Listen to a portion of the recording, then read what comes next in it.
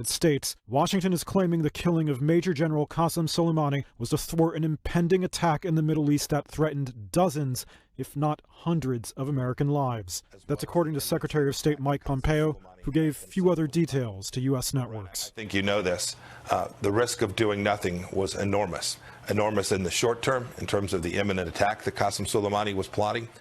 General Soleimani was killed in an airstrike at Baghdad's international airport along with the leader of an Iraqi paramilitary force. The U.S. Embassy is urging all Americans to leave the country. The Iraqi government is outraged and says the strike inside the airport, inside the capital, and without their permission is going to lead to war.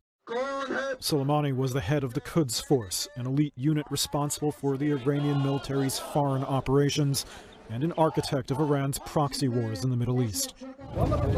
Abu Mahdi al-Muhandis oversaw the coalition of Iraqi militia units supported by Iran, known as the Popular Mobilization Forces, which are technically part of the Iraqi government's security apparatus.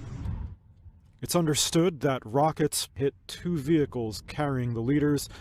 This is a dramatic escalation and a divisive one on the streets of Iraq. Spontaneous celebrations broke out in Iraq's Tahrir Square on news of the killings. Iran's influence in Iraq, especially in the security services, is part of the motive for the anti-government protests that have swept Iraq for months, in which hundreds have been killed.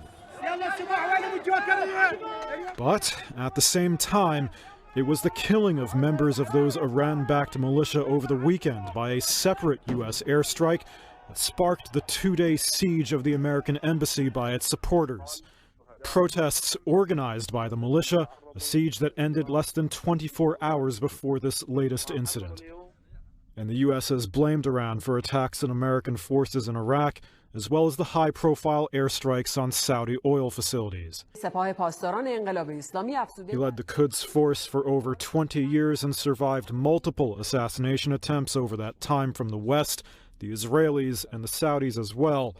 Tehran is vowing revenge.